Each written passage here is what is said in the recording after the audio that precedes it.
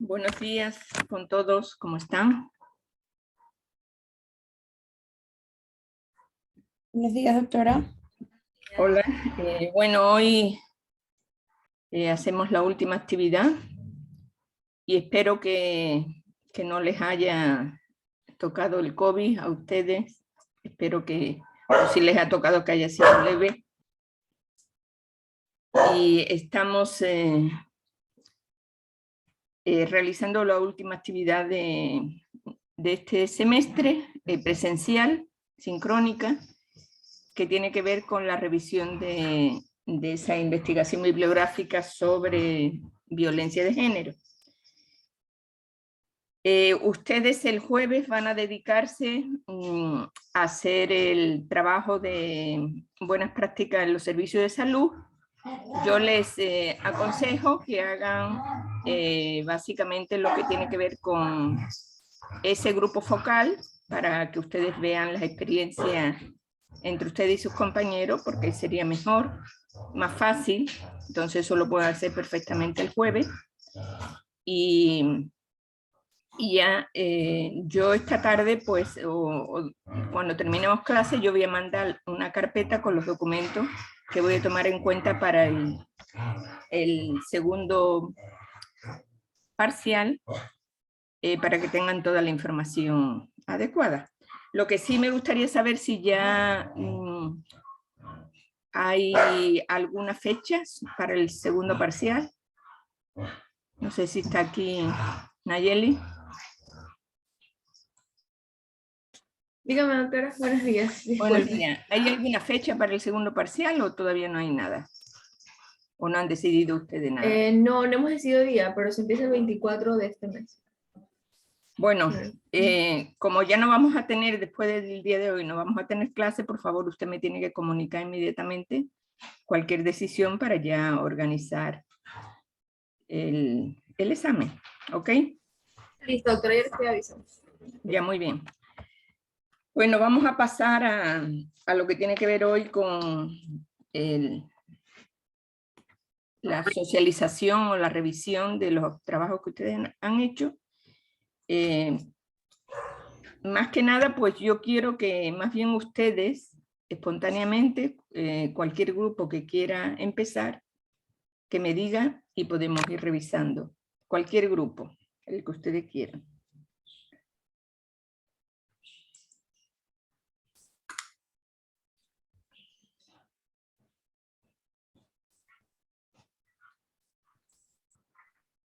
Ahora, si no quiere revisar nadie, pues yo ahí sí hago el sorteo o elijo un grupo. No hay ningún voluntario, no hay ningún grupo voluntario.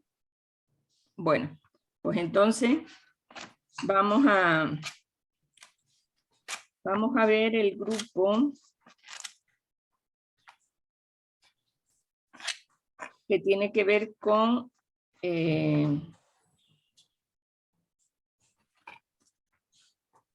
ver, esperen. Temas.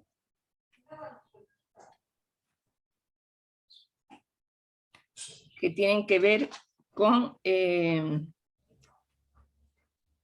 la trata, tráfico y desapariciones de mujeres y niñas, que es el grupo 4.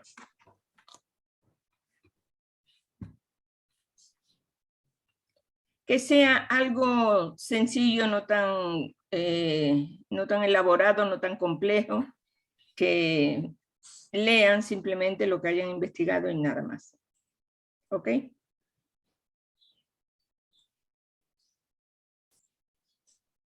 Listo, doctora, ya le comparto pantalla.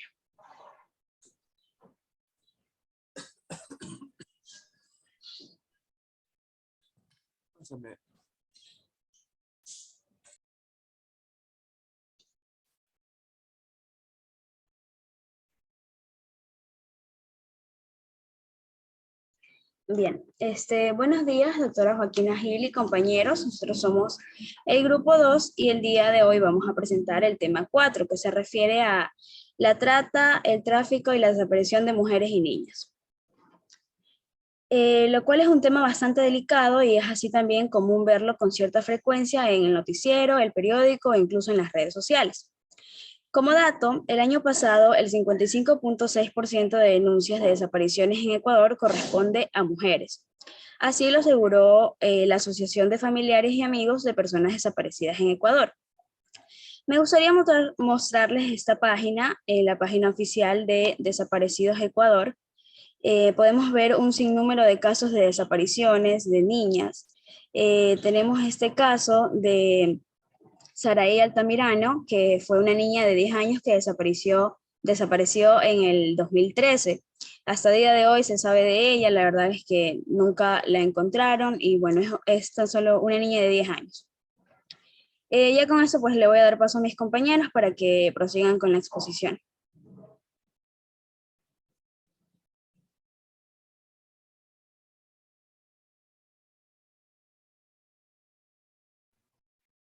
Muy bien. El tráfico de mujeres, niñas y niños ha existido desde tiempos inmemorables. El fenómeno actual va de la mano con la desaparición forzada en lo que se conoce como nueva esclavitud. En este como tipo de sociedad vamos a encontrar diversificaciones en cuanto al destino de la víctima, ya sean mujeres, hombres, niñas o niños. La esclavitud en la actualidad, con sus características particulares, no dista mucho de lo que sucedía antaño en nuestra historia. Es decir, existen características propias, pero comparten elementos con la esclavitud en otras épocas. El delito de trata de personas y el tráfico humano son problemas que afectan a los países del mundo entero, puesto que son delitos latentes, sea en el campo o en la ciudad, dentro o fuera del país, incurriendo en todo tipo de maltrato. Las víctimas que caen con estos tratantes de personas son utilizadas para las diferentes formas de explotación, que van a ser sexual, laboral, mendicidad, servidumbre, esclavitud, como ya lo vine mencionando anteriormente, trabajos o servicios forzosos, reclutamientos con fines delictivos, reclutamiento con para conflictos armados y para prácticas análogas a la esclavitud. Gracias.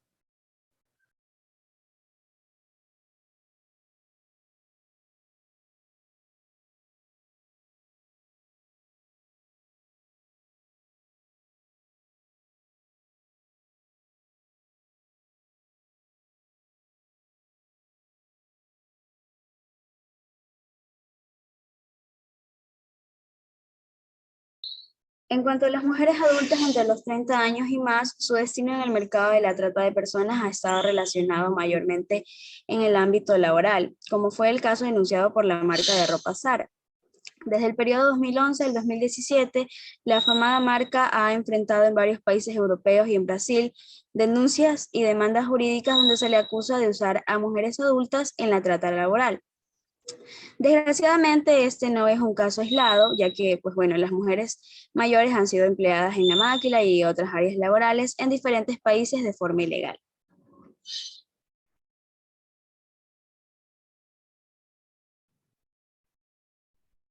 Como estadísticas tenemos que Tomás Guayasamín, director de Prevención de Trata de Personas y Tráficos de Migrantes, muestra primicias los datos recopilados en enero de 2017 y julio del 2019.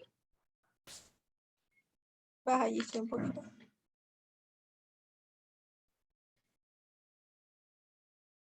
Los gráficos hablan de un total de 332 víctimas reportadas entre enero de 2017 y julio del 2019. La cifra podría ser mayor, pues muchas de las víctimas no denuncian sus casos. Guayasamín sostiene que por cada caso denunciado ante la justicia existen 20 que nunca llegan a esa instancia, debido al silencio de las víctimas. Del total reportado, el 83% de sobrevivientes se trata de personas mujeres y un 17% de hombres. Por eso, Guayasamín afirma que la trata en Ecuador tiene rostro de mujer. Las personas más sometidas a este tipo de delito en Ecuador por grupo etario son los adolescentes y los adultos jóvenes de entre 18 y 35 años.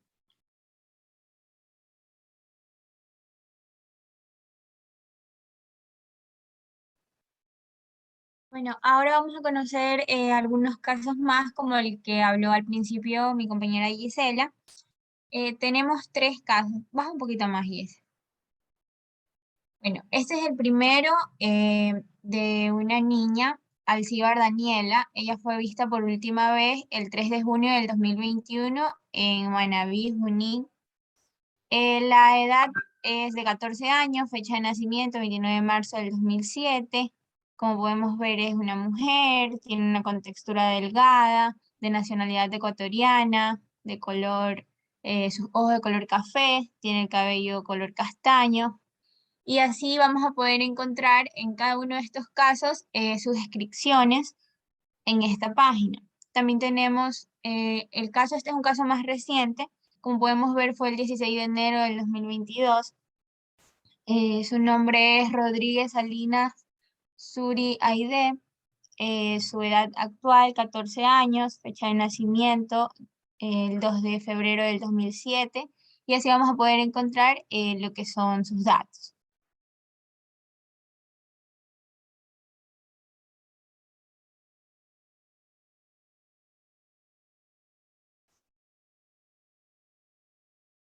Bueno, también vamos a tener el caso de Ana Romero. Ella fue desaparecida el 14 de enero del 2022. Su edad desde 24 años, fecha de nacimiento del 21 de octubre de 1997, con textura delgada, mujer, nacionalidad ecuatoriana.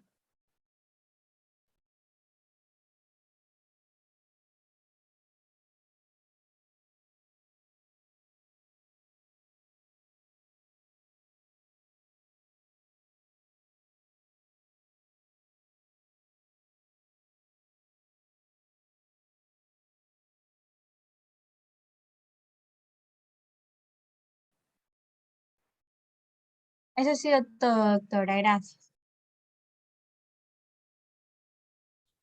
Bueno, ustedes no han, más que nada, pues no se han referido a la trata y el tráfico de mujeres que, bueno, se produce en el Ecuador y el mundo, porque sobre todo pues van de los países en vía de desarrollo a los países desarrollados, sobre todo para ejercer la prostitución. Bueno, hay una parte que es la trata laboral, pero sobre todo, y la más penosa para las mujeres, es la que se da porque adquieren unas deudas muy grandes que no pueden, en el momento que ya llegan al país de destino, no pueden solventar esas deudas, entonces tienen que someterse a prostitución durante algunos años hasta pagar la deuda, y después ya en ese mundo pues realmente pues pierden toda posibilidad de salir de esa situación. Eso es lo más grave. En México hay una misoginia bastante acentuada, donde la desaparición de mujeres está prácticamente unida al femicidio, donde hay muchísimas mujeres que desaparecen. Famoso es el caso del estado Juárez, donde es la localidad donde ha habido más femicidios y desapariciones de mujeres incluidas. Bueno, muy bien. Vamos a otro tema. La mujer en el Islam, grupo 2. Yo le comparto, doctora.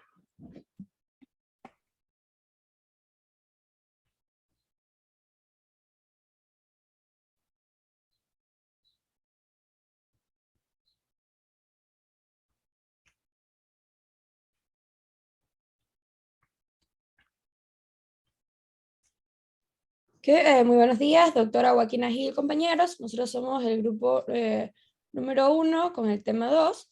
Hoy hablamos sobre la mujer en el Islam y sus derechos. Los participantes de este grupo son Vallejo Sánchez Semara, Moreira Castro Irene, Darby Ormaza Castillo y mi persona Jennifer de la Paz. A continuación, mis compañeros comenzarán con la exposición.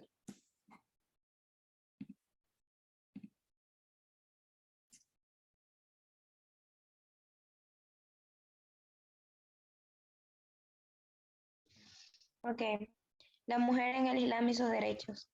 El Islam es una de las religiones más cuestionadas por su carácter patriarcal y androcéntrico en sus textos sagrados, en la interpretación de los mismos, en la legislación y la organización interna.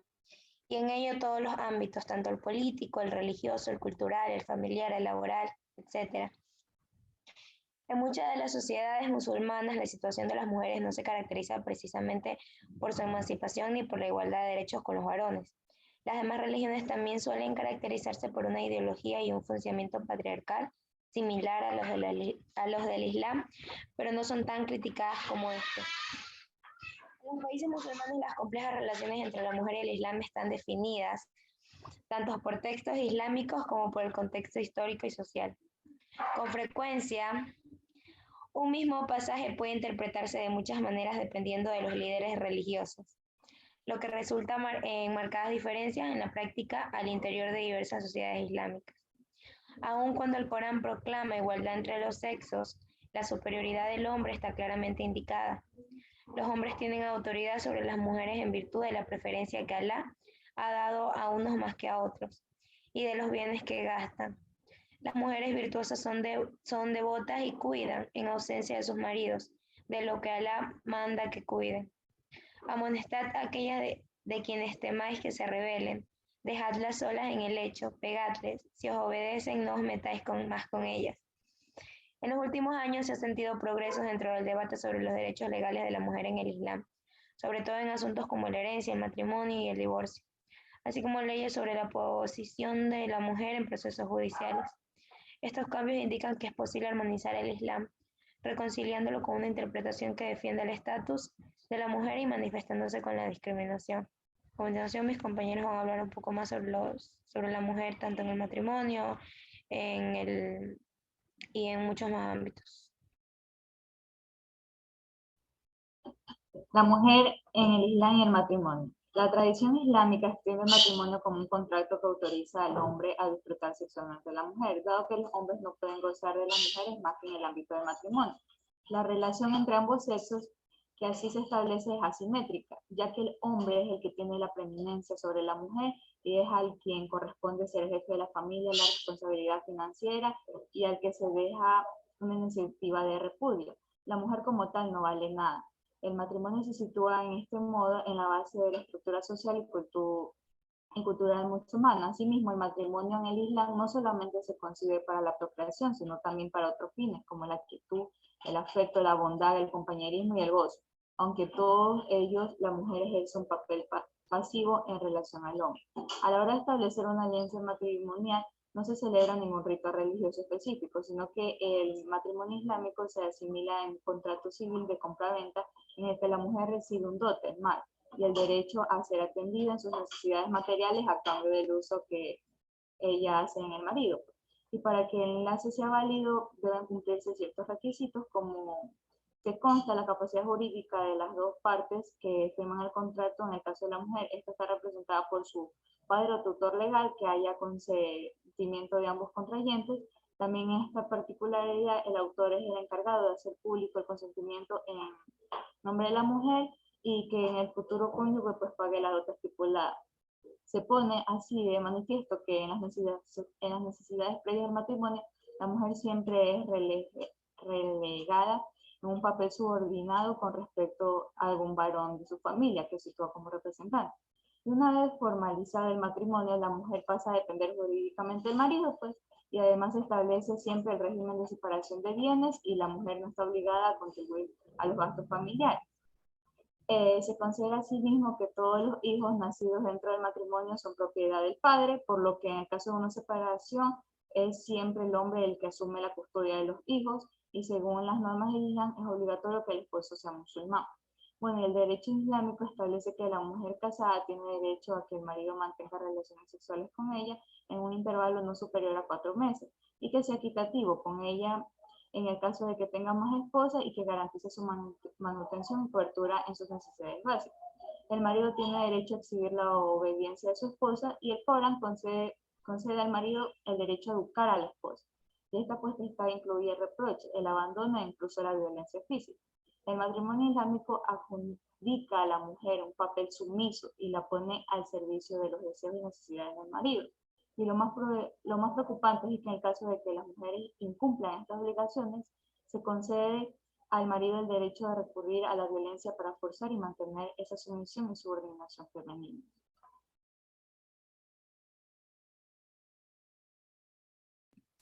la mujer islámica en la política.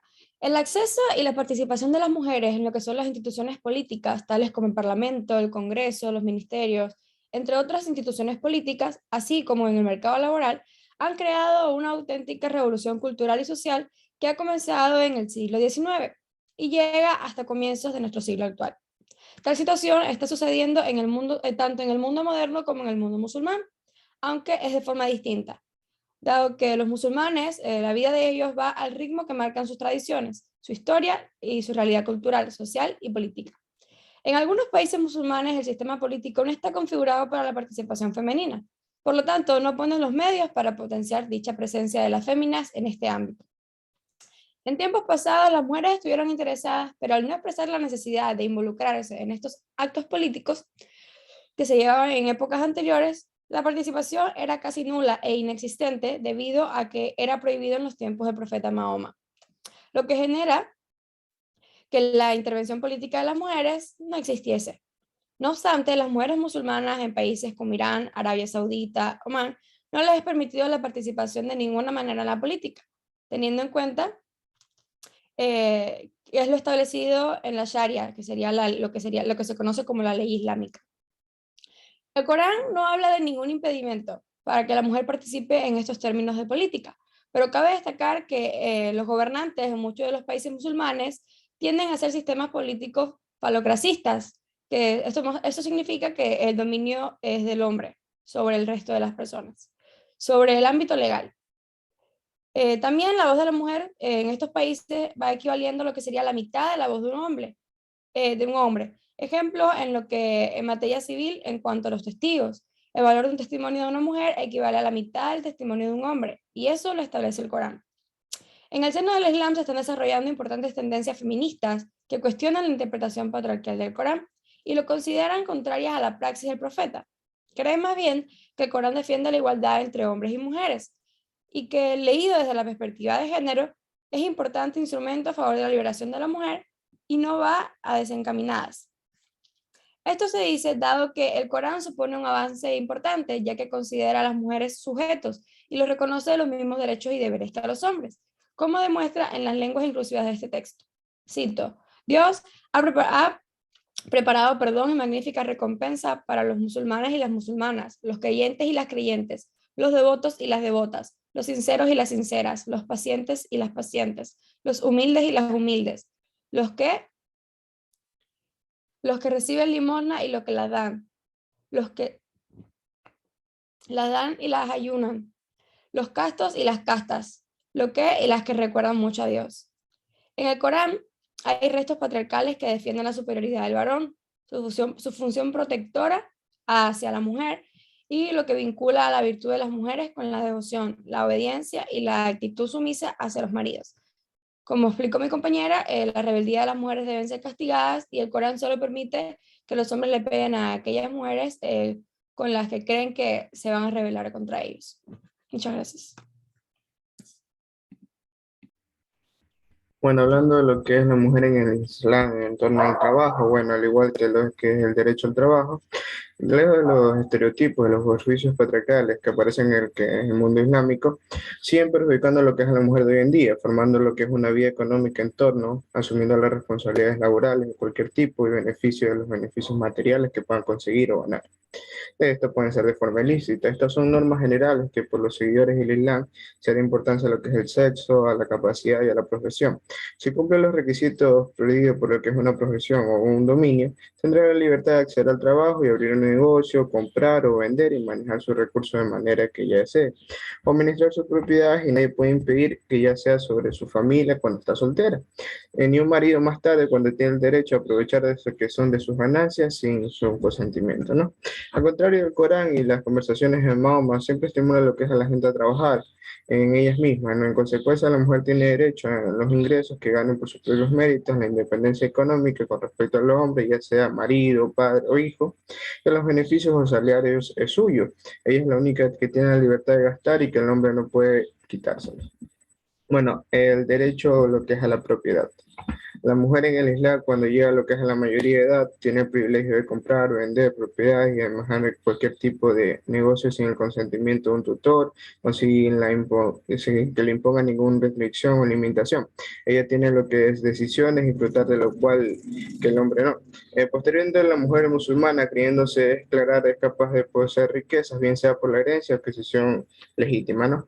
Los derechos económicos básicos de la mujer señalan en el Corán, siempre bajo el principio de igualdad y paridad entre lo que es creyente y creyente, siempre hablamos a un nivel teórico, que son tener propiedades, libertad de gastar y comprar lo que es su fortuna, ser testigo de contratos comerciales y capaz de hacer contratos, ser contratadas por otras personas y tener una independencia total de lo que es el varón.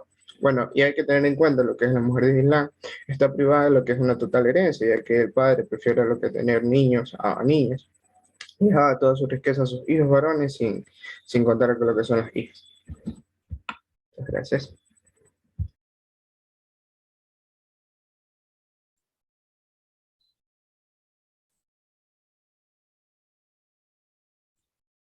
Bueno, gracias también a ustedes. Bueno, vemos que algunos países del Islam pues están abriendo la posibilidad a disminuir la discriminación contra la mujer, pero en cambio otros están aumentando, como ustedes pueden ver en Siria, en, en Afganistán y en otros países donde la mujer prácticamente ni siquiera tiene derecho a la educación. Entonces, este es un problema recurrente en estos países por la interpretación ortodoxa del Corán, porque de hecho, pues, como bien dijeron ustedes, pues el Corán no es que diga que la mujer es inferior al hombre, pero ha sido una interpretación de los imanes, que son los sacerdotes del Islam, y realmente, pues, eso ha traído consecuencias pues, negativas hacia la mujer. Muy bien, vamos a otro grupo, el grupo 5, la lucha por el voto femenino.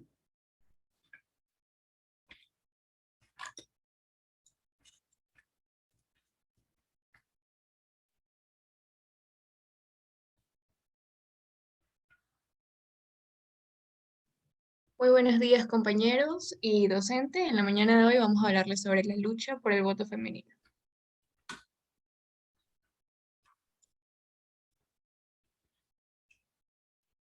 Bien, en cuanto a lucha por el voto femenino, pues este hace referencia al derecho de votar y a ser elegidas para desempeñar cargos públicos, ejercidos tanto por las mujeres, y pues es así como la historia histórica, por lo general, sufragista por un reconocimiento como derecho político y constitucional, también conocido como sufragismo.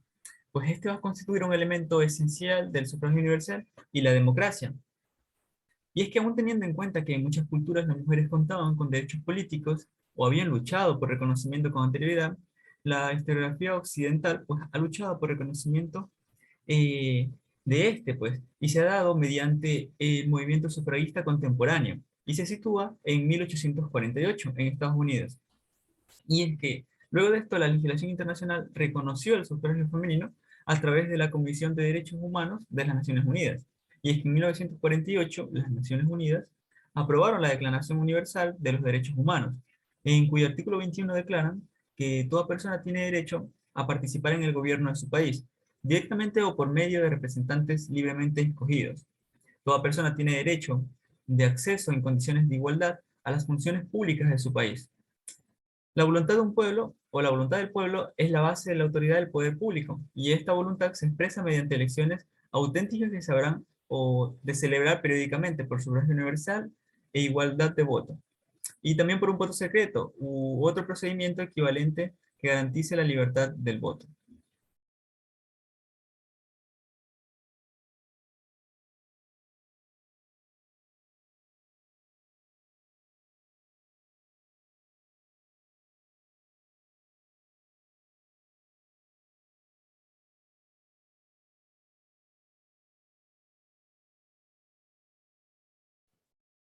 Bueno, referente a la historia, pues votar es un derecho que hoy en día no se cuestiona, pero durante siglos las mujeres no pudieron hacerlo, así que la lucha por el voto femenino, el papel que tomaron las mujeres británicas fue histórico, pero no fue un camino fácil. Fueron menospreciadas por ser revolucionarias, por defender sus derechos e intentar crear un mundo más igualitario. Sufrieron ataques, recibieron insultos por la calle y fueron apedreadas por manifestarse. Y muchas mujeres sufrieron violencia y detenciones arbitrarias por sus protestas a ideas, como es el caso de Emily Davison, que fue atropellada en la pista de Epsom el 5 de junio de 1913 durante una protesta y murió 3 días después, a tan solo 5 días para que se aprobara el voto femenino. El objetivo final de las sufragistas británicas al derecho al voto femenino llegó antes del fin de la Primera Guerra Mundial, en 1918, aunque de una manera reducida. Solo aquellas mayores de 30 años y que cumpliesen con ciertos requisitos de propiedad en Reino Unido lo pudieron votar por primera vez. En 1848 nació el movimiento sufragista de manera formal con el manifiesto de Seneca Falls. La primera convención por los derechos de la mujer se celebró en Estados Unidos y se expandió el resto del mundo. El primer país en autorizar el voto femenino a los mayores de 21 años fue Nueva Zelanda el 19 de septiembre de 1893. Este primer grupo sufragio femenino fue dirigido por Kate Sherpa, pero no fue absoluto hasta 1919, cuando las mujeres neozelandesas pudieron presentarse también a las elecciones y la primera parlamentaria en llegar a la Cámara del país fue Elizabeth Macomb en 1933. Australia lo hizo en 1902, aunque ni mujeres ni hombres aborígenes les estaba permitido votar. Sus pasos fueron seguidos por Finlandia en 1906, primer país del mundo que permitió a las mujeres ser elegidas al Parlamento. Noruega en 1913, Dinamarca en 1915, la Unión Soviética en 1917 y el Reino Unido en 1918. En el caso de Estados Unidos, se consiguió en el año 1920 para las mujeres de raza blanca. Las mujeres de raza negra no pudieron votar hasta 1967. En África, Zimbabue y Kenia reconocieron el sufragio femenino en 1919 y en América Latina, Uruguay fue el primer país en hacerlo en 1927. Y por último, en aprobar este derecho fundamental para Arabia Saudita en 2015, el rey Abdalá permitió también que se pudieran presentar como candidatas a las elecciones municipales y que pudieran ser designadas miembros del Consejo de la Shura, el órgano que ocupa de asesora a la monarquía.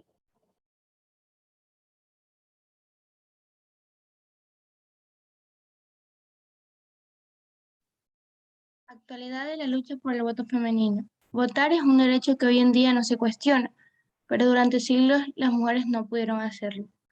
El primer país en autorizar el voto femenino a las mayores de 21 años fue Nueva Zelanda, el 19 de septiembre de 1893, hoy hace 128 años. El voto femenino en la actualidad se da de una manera libre ya. Nadie se opone a ello, ya que la mujer tiene su derecho a votar y tanto así a tener un liderazgo. Actualmente la mujer es un requisito papel o es importante como ciudadana el sufragio femenino, que significó reconocimiento de la igualdad en la participación política. A partir de entonces ha continuado la lucha de las mujeres por su derecho a participar en la toma de decisiones del país. El sufragio femenino se ha explorado preferentemente en el siglo XX y su consecución ha sido interpretado en el marco de la agenda de las mujeres en la contraposición a los intereses políticos liberales e izquierdistas, para quienes las mujeres no tienen credenciales ciudadanas ya que estaban sujetas a influencias conservadoras, o bien se la ha visto como una concesión de la política conservadora. Otros enfoques lo analizan como parte de la inestable institucionalidad política creada en la región y que disputa una modernidad anclada en la tradición católica y otra en un lenguaje liberal, o bien articulado al conjunto de transformaciones propuestas por el feminismo latinoamericano, una modernidad feminista. El estudio del sufragio femenino en el Ecuador reviste especial interés, ya que fue uno de los países en donde sobre todo otorgó tempranamente el voto a la mujer, pese a diversos intentos que por rescindir este derecho se lo ha mantenido interrumpidamente desde 1924, en el que el Consejo del Estado dictaminó que no existía ningún impedimento legal para que las mujeres ejercieran el derecho a votar. Bueno, así como lo dijo mi compañera, y una vez revisado los avances del voto femenino a nivel de la historia, ¿no? Vamos a revisar el avance en relación al voto femenino aquí en Ecuador. Tenemos que al fundarse la República de la Constitución en 1830, se establecía que para ser elector se requería haber cumplido los 25 años y gozar de una renta anual que provenga de bienes raíces o del ejercicio de una profesión o industria. El requisito económico desapareció a partir de la Constitución de 1861 y la edad fue rebajándose, pero en ninguna de las constituciones sucesivas, incluida en la de 1906, se hacía referencia al sexo del elector. Se daba por descontado, aunque la forma hablaba genéricamente del elector, que solo podía ser un hombre. Por ejemplo, en el artículo 39 de la Constitución de 1884 decía textualmente que son electores los ecuatorianos que ejerzan los derechos de ciudadanía. Y el artículo 13 decía que para ser ciudadano se requería tener 21 años y saber leer y escribir. Estas normas, que no incluían en forma expresada a mujer, planeaban la posibilidad de que se reconociera este derecho. Un episodio fundamental en este proceso se produjo en 1924, cuando Matilda Hidalgo de Procel reclamó su derecho a inscribirse en el registro electoral para votar en la siguiente elección presidencial, pues sostenía que la Constitución, por su indeterminación de género, permitía a las mujeres como ciudadanas ejercer el voto de sufragio. Matilde ya se había distinguido anteriormente por ser una estudiante de especial brillantez y fue la primera ecuatoriana en obtener una licenciatura y luego un doctorado en las universidades de Cuenca y de Quito. Ahora, con decisión y sin duda con valentía, buscaba establecer un fundamental precedente en el reconocimiento de los derechos de la mujer. Finalmente, su petición causó revuelo jurídico y político, pero esa conquista personal no era suficiente. Finalmente, en la Constitución de 1929, equiparó los derechos políticos de hombres y mujeres a través de las siguientes normas, como el artículo 13, que decía que el ciudadano es todo ecuatoriano, hombre o mujer, mayor de 21 años, que sepa leer y escribir. Y el artículo 18, que decía que para ser elector se requiere ser ciudadano en ejercicio y no estar comprendido en las incapacidades establecidas por la ley. Y por supuesto, queda todavía mucho camino por recorrer. El derecho al voto es fundamental y es algo que durante décadas estuvo limitado a la mitad de la población. Votar permite elegir y decidir por uno mismo. Como decía Olympe, la mujer nace libre y permanente igual al hombre en derechos, y así debe ser.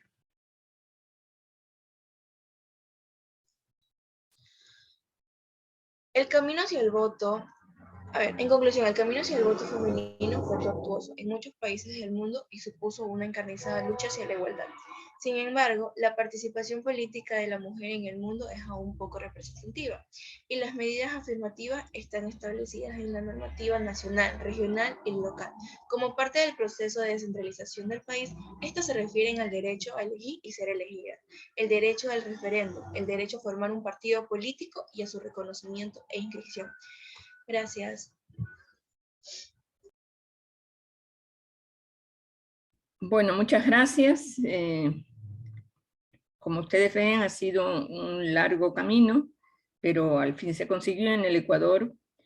Se ha ido consiguiendo más derechos políticos a las mujeres y en la Constitución del 2008 pues tienen incluso el derecho paritario a ser elegidas cualquier dignidad, al igual que los hombres, o sea, el 50% mujeres, 50% hombres. Eso ya es un éxito de igualdad política. Bueno, vamos a otro tema. Vamos a hablar de,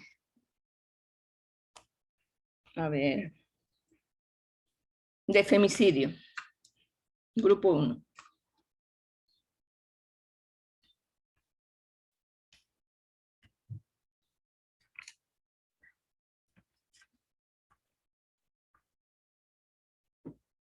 Bueno, buenos días con todos. Nosotros somos el grupo 1, vamos a estar hablando sobre lo que sería el femicidio.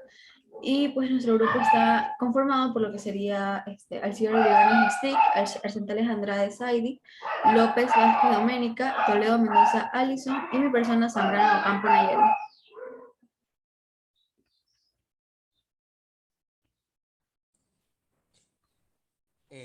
La definición del femicidio se define como el asesinato de mujeres debido a su condición de ser mujeres, es decir, a su exceso, a su sexo, por lo cual siempre es perpetrado por un hombre. La palabra es un neologismo que proviene de la lengua inglesa en la que recibe el nombre de feminicide. Este tipo de asesinato constituye una de las primeras causas de muerte de la población femenina en la actualidad. De ahí el femicidio haya dado lugar a las leyes específicas para su condena en algunos países. Los femicidios siempre responden al odio o desprecio por el sexo femenino, al placer sexual en el acto de la dominación a la mujer y o al deseo de posesión, lo que implica que el asesinato conciba a la mujer como una propiedad del hombre. En cualquiera de estos casos se trata de un crimen de odio basado en el sexo. Por ello, el femicidio es el resultado de un proceso debido por otras formas de maltrato hacia la mujer, sean eventuales o recurrentes, y sean perpetradas por un desconocido o un conocido. Entre las formas de maltrato se encuentra la violencia psicológica, obstrucción del libre desarrollo, la autonomía de la mujer, la esclavitud sexual, maltrato físico, violencia doméstica, tortura, mutilación, desfiguración, persecución, privación de la comunicación y privación de la libertad. ¿Qué diferencias hay entre femicidio y homicidio? No todo asesinato de una mujer califica como femicidio. Por ejemplo, si una mujer es asesinada al resistirse a un asalto, no aplica como feminicidio. Para que el asesinato de una mujer pueda categorizarse como feminicidio, tiene que haber una motivación derivada de la creencia de la subordinación de las mujeres hacia la autoridad de los hombres. Y por eso solo puede ser un hombre quien perpetre el crimen, es decir, tiene que haber una relación de poder vinculada al sexo. El feminicidio es consecuencia de la impunidad frente a la violencia sistemática contra la mujer, pues de hecho es el paso último de una escala de violencia que no es denunciada, que es por la víctima o por su entorno, o si es denunciada es ignorada por lo que son las autoridades, al considerar dicha violencia como asunto doméstico, natural o castigo merecido. Gracias. Acerca del origen del femicidio, tenemos que el término femicides registra esporádicos antecedentes de uso en la línea en inglés desde comienzos del siglo XIX, pero comenzó a difundirse desde que Diana Russell lo utilizara en 1976 ante el Tribunal Internacional de los Crímenes contra la Mujer. Y sobre todo, desde que se instalara el concepto con sendas publicaciones realizadas en 1990 y 1992. La introducción al idioma español se produjo a partir de la segunda década, de la segunda mitad de la década de 1990, a raíz de la traducción del concepto aportado por Russell y en el marco de las revelaciones sobre la impunidad de los asesinatos de las mujeres de la ciudad de Juárez, en México. Para poder expresar la gravedad de una conducta generalizada en la sociedad contemporánea, por la que no había una palabra en especial. Por otro lado, tenemos que la definición más común de femicidio es aquella que lo conceptualiza como el asesinato de una mujer por razones de género, siendo en la que la actualidad en cada 10 minutos es asesinada una mujer por motivos de género. El Plan Nacional contra la Violencia hacia la Mujer 2009-2015 lo definió como homicidios de mujeres con condiciones de discriminación y violencia basados en el género. Como definición general, la precisión y adaptación a lo que es el feminicidio a contextos culturales y sociales es más discutida. Mientras algunas otras autoras han optado por definir el feminicidio como la consecuencia de estructuras de poder por un sistema patriarcal. Otras lo han definido como una modalidad de poder en un sistema patriarcal. Otros como una modalidad de poder propia de excoloniales que interactúan en sistemas sociolegales, formales e informales, y da forma a una economía de la muerte en la que operan distintos actores como la iglesia, policías, jueces y otros autores que son encargados de lo que es el control social. Por otra parte, tenemos que el primer uso detectado por la palabra inglesa femicide es que se realizará en 1801 el escritor John Corry, en un libro que es llamada Una visión satírica de Londres, al comenzar el siglo XIX. Corry utiliza el término no para referirse a un asesinato en sí, sino que se refiere a lo que es la seducción de una mujer virgen por parte de un hombre casado, que mantiene relaciones sexuales con la chica. El párrafo en el que utiliza el término es que dice: esta especie de delincuencia puede ser denominada feminicidio porque el monstruo que traiciona a una crédula virgen y la somete a la infamia, en realidad es un asesino despiadado. En las décadas de 1970 y 1980, varias investigadoras feministas comenzaron a aplicar la perspectiva de género de la criminología, especialmente en el homicidio, detectando así una gran cantidad de asesinatos de mujeres a manos de hombres, por motivos relacionados de libros de género que dieron lugar a la publicación de libros como Crímenes contra la Mujer, las actuaciones del Tribunal Internacional en 1982 por Diana Russell y Nicole Van de Ven. También tenemos lo que es el genericidio, las implicaciones de la selección de sexo en 1985 por parte de Mary Annie Warren. La era del crimen sexual por Jan Caputi en 1987, La lujuria de matar en 1987 de Deborah Cameron y Elizabeth Pratt. Y por último tenemos lo que es el feminicidio y la política del asesinato de mujeres en 1992 de Diana Russell y Hill Rafford. En el marco de esas investigaciones aparecieron lo que son varios términos en inglés para designar el concepto como feminicide y gendercide. Entre otros, de este modo, el concepto de feminicidio se integró a lo que es la bajaje teórico de feminismo. Bien. La expresión femicide comenzó a ser utilizada en español en la segunda mitad de la década de 1980, que es algo que especifiqué al inicio. Esta es traducida a veces como feminicidio, a veces como femicidio.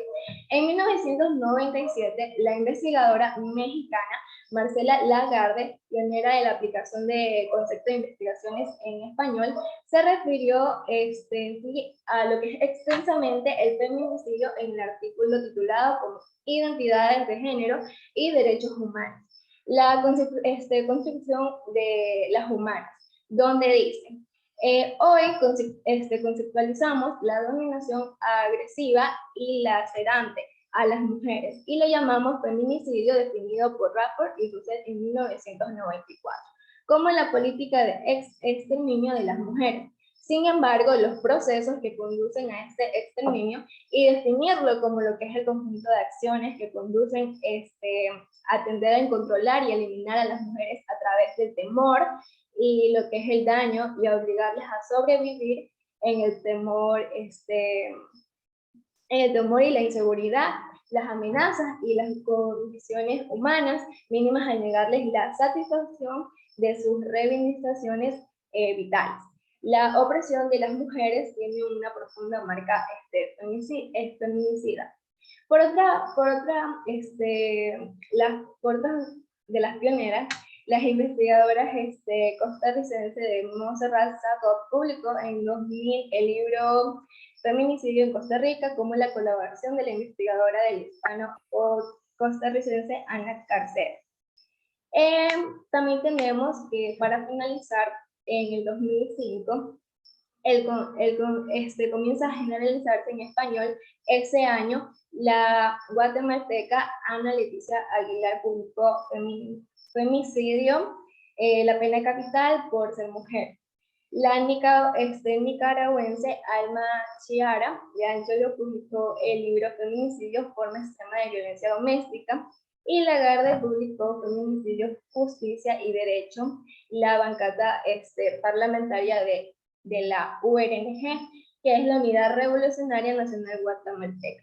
Publicó Feminicidio en Guatemala, que es referente a los crímenes contra la humanidad, y en Argentina, Silvia Schechter, que editó el libro de feminicidios en impunidad con trabajos de varias investigadoras. Y para finalizar, también en el 2005, Marcela Lagarde conoció a Diana Rousseff y se ofreció a lo que es traducir en el español lo que es el libro de feminicidio, la política del asesinato de mujeres, que es escrito por Jill Rapp, acordando entre ambas traducir la palabra feminicide como feminicidio. Pese a ello, Lagarde sostuvo lo que es en el protocolo de traducir del libro, que además el concepto de feminicidio instalado por Rousseff debía adoptarse también como concepto de femicidio, con el fin de reservar la noción de feminicidio por casos que hubieran la impunidad para los perpetradores. Entonces, por otra parte, ella expresó lo que fue su desacuerdo, tanto como en la nueva definición del concepto de feminicidio realizado por Lagarde, como por la duplicación feminicidio-femicidio, generadora de confusiones y enfrentamientos. Finalmente, las palabras feminicidio y femicidio terminaron predominando frente a este término genericidio. La palabra feminicidio fue incluida en el Diccionario de la Lengua Española en la edición de octubre de 2014, definida como asesinato de una mujer por razón de su sexo, una definición que fue criticada por insuficiente, y en diciembre del 2018 la Real Audiencia Española enmendó la definición estableciendo que el feminicidio se refiere a lo que es el asesinato de una mujer a manos de un hombre por machismo o ya sea por misoginia.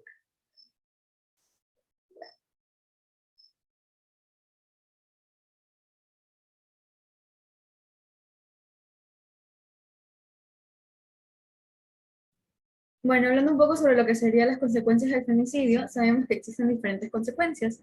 Una de las más importantes, obviamente, es el papel que van a tomar los familiares de las víctimas en estas situaciones. Hay ocasiones en las que un menor pierde a su madre en manos de su propio padre o de la nueva pareja de esta. En muchas ocasiones, un familiar decide hacerse cargo del pequeño que ha quedado huérfano y le toca ejercer un puesto que nunca antes se había planteado ocupar. Puede ser algún hermano, tío, abuelos.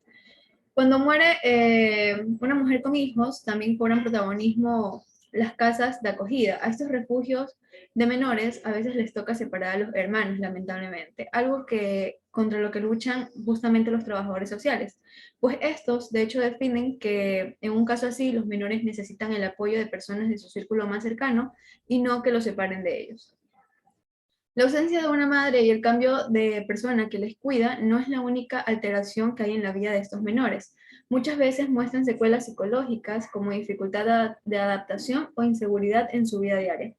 También pueden llegar a sufrir bullying por parte de compañeros, ya sea de escuela o de colegio. Cuando uno de los progenitores fallece, sus hijos siempre reciben una cuantía económica que busca cubrir las necesidades de las que se de las que se encargaba en vida el sustento de la familia. Estas ayudas económicas pues se otorgan bajo unas condiciones distintas si la mujer fallece en un caso de violencia de género. Lamentablemente, estos huérfanos no reciben la cuantía necesaria y no se tiene en cuenta que el nuevo tutor también pasa a mantener con sus ingresos a un nuevo miembro. Sabemos que obviamente un niño, en estos casos de que quede huérfano, no solo necesita la atención y el cariño de ese tutor, sino que obviamente pues también la parte económica, pues porque debe alimentarse o por temas de colegio o alguna cosa de institución educativa.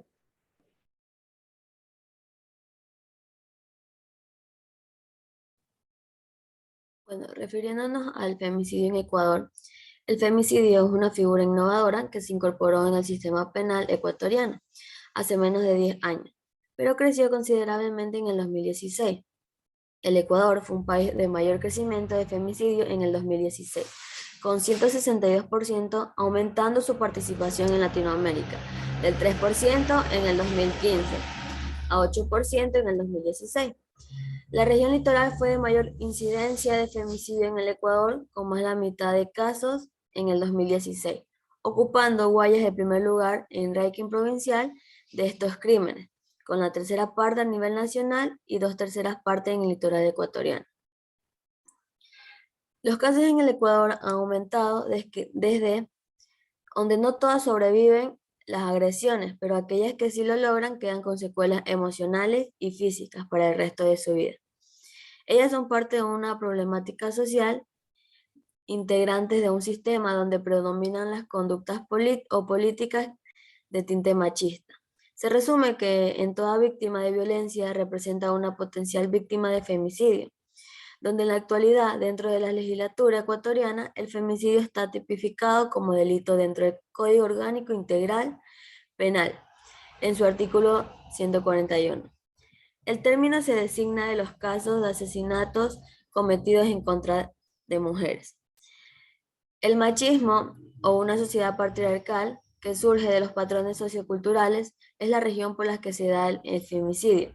Según el portal de femicidios.es, que maneja el Consejo de Judicatura entre el 1 de noviembre y el 7 de noviembre de 2021, 196 mujeres murieron. Los últimos femicidios se registraron en Manabí y Sucumbíos hace más de una semana.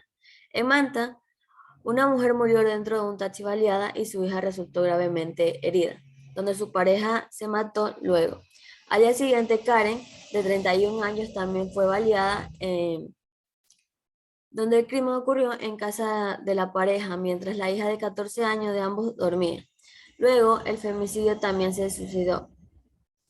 Ambos casos elevaron la cifra de 101 femicidios a nivel nacional, pero más que escalofriante número, estos destapan una situación lamentablemente a la que se enfrentan los hijos que quedaron huérfanos y para que el gobierno decretó la entrega de un bono.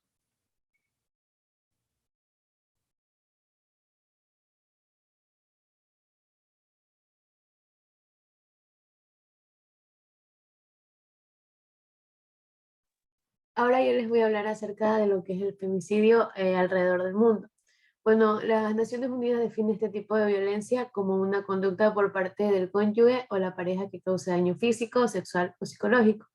Según las estadísticas mundiales, 1 de cada 3 mujeres en el mundo ha sufrido violencia física o sexual por parte de lo que es su pareja o expareja. En el ámbito de cuando son pareja, las cifras de violencia de las que más se habla son los femicidios, asesinatos de mujeres por el hecho de solo serlo. En los últimos datos conocidos a nivel mundial, en el 2017, dicen que 3 de cada 5 mujeres asesinadas lo fueron por su pareja, expareja o algún miembro de su familia. África es el continente con mayor tasa de femicidio seguido de lo que viene siendo América, porque es uno de los continentes donde más se muestra femicidio. y se estima que en alrededor del mundo 87.000 mujeres fueron víctimas de femicidios, intentos o en el cual los familiares las mataron. Eso implica que hay un total de 137 mujeres cada día. Y ahora, si podemos darnos cuenta en los casos de femicidio por país, más bien en lo que es América, se estima que es una gran cantidad de femicidios. Podemos poner a Bolivia, que está entre los meses de enero y julio de este año. Un total de 61 mujeres fueron víctimas de femicidio en el país andino, según lo que es la coordinadora de la mujer. Luego tenemos a Colombia, que el Observatorio de Femicidios del país contabiliza un total de 432 casos de femicidio en los primeros 8 meses del año. Luego tenemos a Costa Rica, que según fuentes oficiales han registrado que hasta el 15 de septiembre 41 muertes violentas de mujeres, de las que 8 casos corresponden a femicidios. Y hay 26 asesinatos de mujeres que aún se encuentran en periodo de estudio para determinar si se consideran, para ver si es femicidio o no es femicidio. Y en agosto del 2021, el año pasado, se firmó una ley allá en Costa Rica que ampliaba el delito de femicidio, llegando las penas de cárcel hasta lo que es 50 años. Luego tenemos Ecuador, que este aquí es uno de los países donde se ha dado un incremento de casos respecto a lo que es el año anterior. Y en los primeros meses del año en 2020 se contabilizaron 53 casos de femicidio y la cifra en 2021 ascendía a 68. Luego tenemos a México, que este de aquí tuvo un aumento del 8% de femicidios hasta lo que fue el mes de agosto, y en ese mes se alcanzó el vergonzoso récord de femicidios en un mes, que es con un total de 107 femicidios por mes. Y las últimas cifras conocidas al escribir este artículo refieren 692 casos de femicidio en el país. Luego tenemos Paraguay, que hasta el mes de agosto el país reconoció un total de 18 femicidios. Tenemos a España, que fuentes oficiales reconocían 35 casos de femicidio en España durante todo el año. Organizaciones de la sociedad civil con femicidio, como lo que es femicidio.net, reconocen que también hay otros 61 casos de muertes violentas de mujeres. Y con esto podemos llegar a la conclusión que América sufre un gran incremento de femicidios con el pasar del tiempo, siendo México el más afectado. Gracias. Bueno, muchas gracias. Básicamente, pues la pandemia ha aumentado los femicidios en el Ecuador. No se tiene muy clara la cifra todavía de este año, pero si se suman los femicidios cometidos a las transgénero femeninas, ese número pues aumenta considerablemente, porque ese grupo, ese colectivo, es muy susceptible de que haya femicidio, y hay femicidio continuamente en ese grupo. Efectivamente, América Latina, o sea, Centroamérica y América del Sur, tienen las estadísticas más altas de femicidio, diríamos del mundo occidental, sin contar pues el mundo islámico.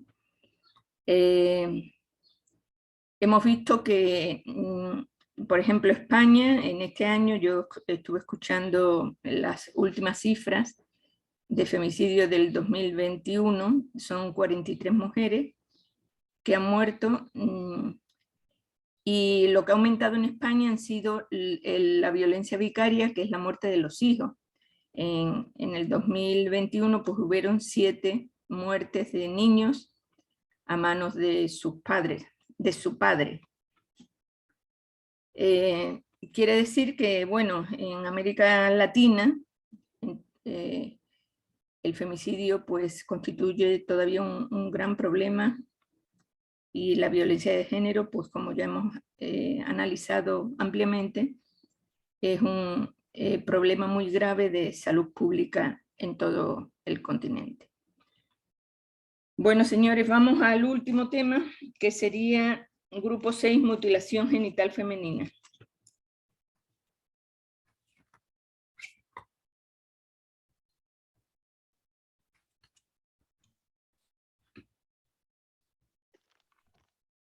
Buenos días, doctora, compañeros.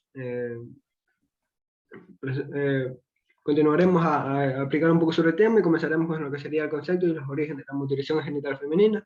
Más adelante le explicaremos cifras y otros subtemas más interesantes y necesarios para entender este tema. Comenzaré yo.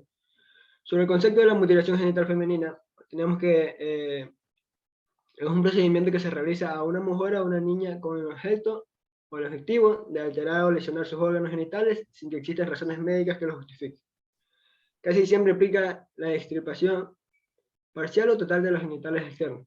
No aporta ningún beneficio a la salud de las mujeres ni de los niños. Y constituye una violación de los derechos humanos fundamentales de las niñas y las mujeres.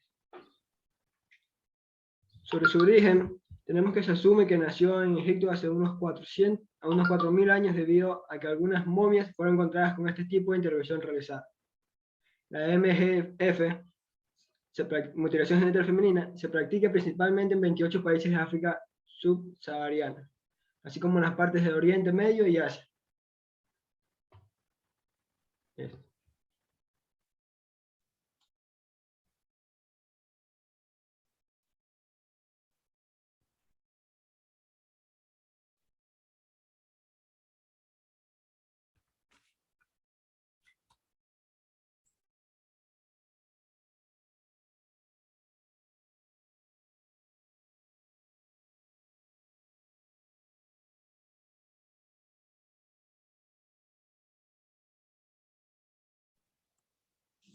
Bueno, yo les voy a hablar sobre las consecuencias generales de por qué se practica la mutilación genital femenina. Los motivos por los que se practica la mutilación genital femenina difieren de una región a otra y de una época a otra, aunque siempre responden a una mezcla de factores socioculturales vinculados por las familias o comunidades. En muchos casos se trata de un rito de paso que otorga estatuto, identidad étnica y de género, reconocimiento social y pertenencia al grupo. Se reproduce por generación y justifica por razones diversas según el grupo de práctica: belleza, pureza, higiene, reproducción, control sexual, coherencia social, buena salud de las mujeres, niñas y la prevención del nacimiento de niños muertos, etc. La presión cultural y la cultura social hacen que sea muy difícil para la familia y para las mujeres individualmente el abandono de práctica. A menudo la mutilación genital femenina responde a la concepción, ¿sí?, de los que se considera una conducta sexual aceptable y tiene por objetivo asegurar la virginidad antes del matrimonio y la fidelidad después de él. Procedimientos y tipos. ¿Quién realiza la mutilación genital? La mutilación genital suele realizarse por personas mayores de la comunidad, normalmente mujeres, pero no únicamente, designadas para diseñar esta tarea, o parteras tradicionales, curanderos, barberos, miembros de una sociedad secreta, herboristas o a veces una pariente. En algunos casos son los profesionales médicos los que realizan la mutilación genital femenina. Esto se los conoce como medicalización de la mutilación genital femenina. ¿Qué instrumentos se utiliza? Se realizan con cuchillos especiales, tijeras, bisturís, trozos de cristal o cuchillas. No suelen utilizarse anestésicos ni antisépticos a menos que el procedimiento lo lleve un profesional médico. En la declaración conjunta con la OMS, UNICEF y UNFPA, se clasifica la mutilación genital femenina en 4 tipos. El tipo de mutilación genital femenina número 1 es la clitoridectomía. Consiste en la resección parcial o total del clítoris. En casos particulares solo se hace perfusio. El tipo 2, excisión, implica en el corte parcial o total del clítoris y los labios menores, o sin excisión de los labios mayores. El tipo 3, infibulación. El procedimiento consiste en estrechar la abertura vaginal, que se lleva cortando o colocando los labios menores o mayores. En ocasiones también implica la clitoridectomía.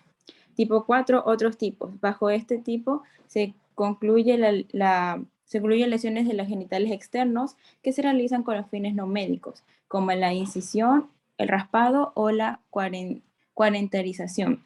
El tipo 1 y 2 son los más comunes, pero existen variaciones entre los países. Ya, otros tipos de relacionados con la mutilación genital femenina son la incisión, la disinfulación y la reinfibulación. La incisión se realiza de cortes en el clítoris o la expansión del prepucio clitoral, pero también a las incisiones practicadas en la pared de la vagina o la incisión en el pironeo o la sínfisis. La disinfulación hace referencia a la realización de un corte a una mujer a la que se le ha practicado una disfulación, pero permite la penetración durante las relaciones sexuales o facilitar el parto.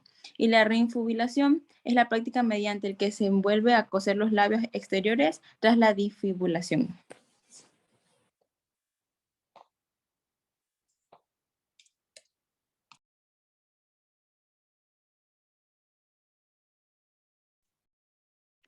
A continuación hablaremos un poco sobre las consecuencias.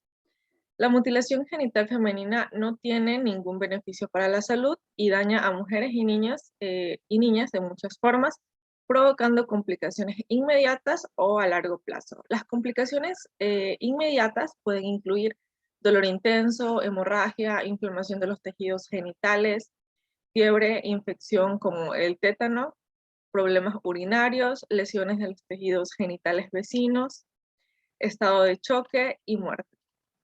En cuanto a las consecuencias a largo plazo, estas pueden ser infecciones urinarias, micción dolorosa, infecciones en el tracto urinario, problemas vaginales, leucorrea, vaginosis bacteriana y otras infecciones, además de los problemas menstruales, problemas sexuales y mayor riesgo de complicaciones en el parto. Un parto difícil, con hemorragia, cesárea, necesidad de reanimación del bebé, entre otros. También podemos encontrar lo que son los trastornos psicológicos y entre ellos encontramos la depresión, la ansiedad, el trastorno de estrés postraumático y la escasa autoestima. La prevención.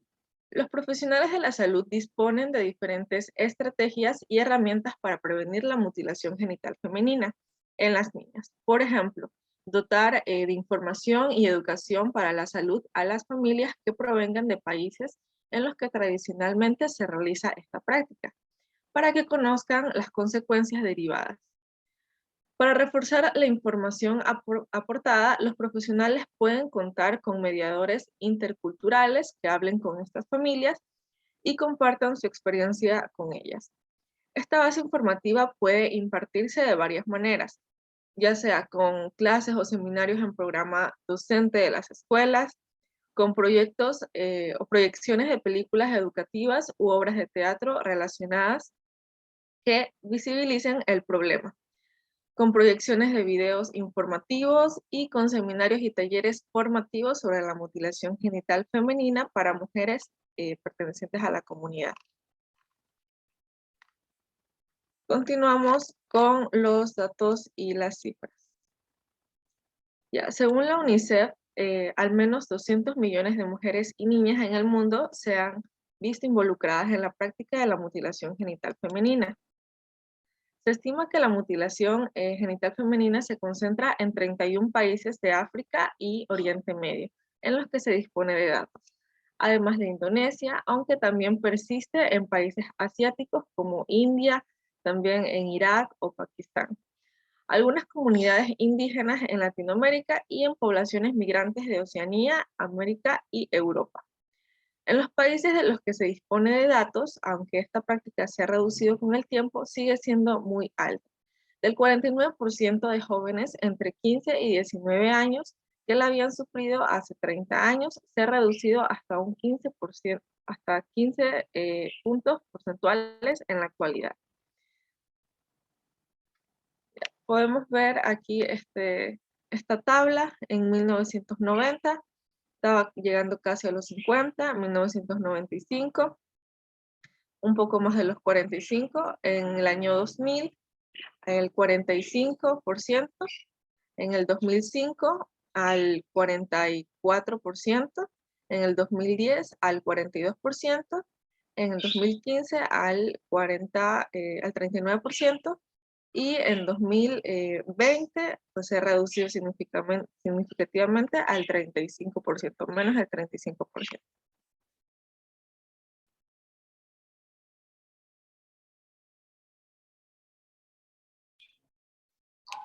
Prevalencia de mujeres y niñas. Las niñas menores de 14 años representan a 14 millones del total global, siendo los países donde más se han practicado Mali, 83%, Mauritania, 51%, e Indonesia, 49%.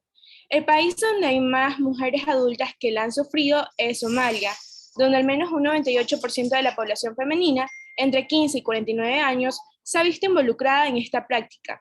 Este país va seguido de Guinea, del 95%, y Djibouti, 94%. ¿Cuántas mujeres rechazan la práctica?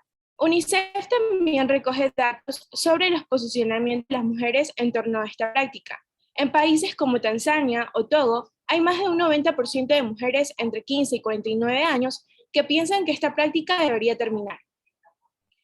Legislatura de la mutilación genital femenina.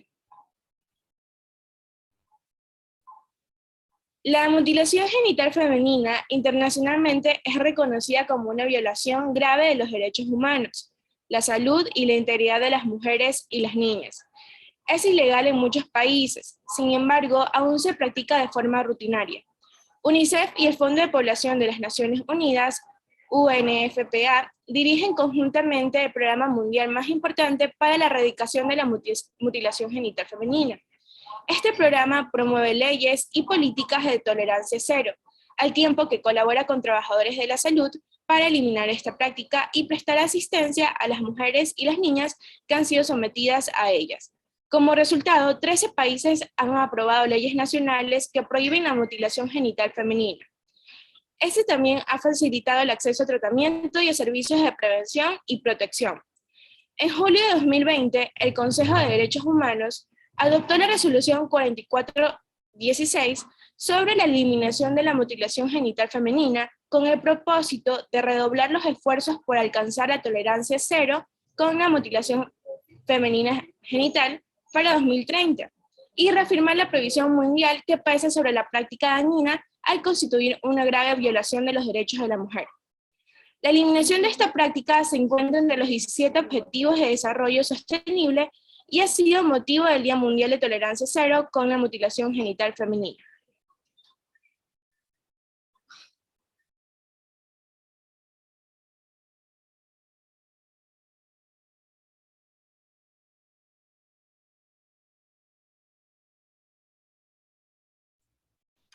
Bueno, muy bien.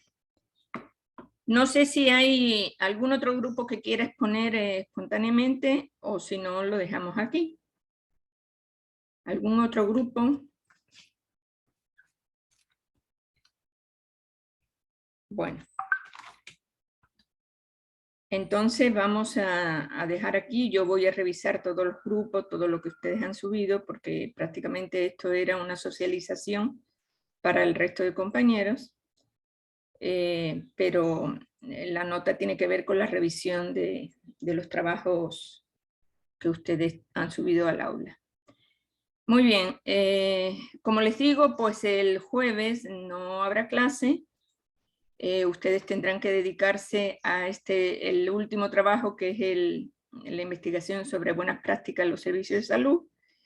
Yo les sugiero que hagan ustedes el grupo focal, que es más fácil que la encuesta, pero eso depende de ustedes, es la decisión de ustedes, para que puedan hacerlo, más que nada para que lo puedan hacer el día jueves. Como les digo, pues ya la compañera Nayeli me informará el día que tienen el examen. Yo ahora, cuando terminemos en la clase, voy a subir tanto a Teams como al aula, al chat, la carpeta con los documentos que se van a tomar en cuenta para el examen. No sé si hay alguna pregunta o algún comentario de parte de ustedes, señores. Bueno, lo que les pido más que nada es que se cuiden mucho. Ustedes saben lo contagioso que está haciendo esta variante Omicron y que tengan ustedes mucho cuidado, porque la próxima semana es la semana de exámenes y aunque el Omicron pues no es tan grave como otras variantes, de todas maneras pues resulta un impedimento para que ustedes puedan estar cumpliendo con todas las actividades y sobre todo los exámenes que tienen hasta la próxima semana. Entonces, por favor, les pido que se cuiden mucho y pues nos veríamos ya, si no hay ninguna pregunta, pues nos veríamos el día del examen, que ya me indicará Nayeli el día que será. ¿Ok? Entonces, muchísimas gracias, muchas gracias por la concurrencia. Siempre en todo el semestre ha habido una gran concurrencia de ustedes a las clases. Creo que la materia ha sido interesante y sobre todo espero que estas enseñanzas pues, les puedan servir para que ustedes adopten principios y valores que les sirvan en su futura práctica profesional. Muchas gracias por todo y nos vemos el día del examen. Gracias, cuídense mucho.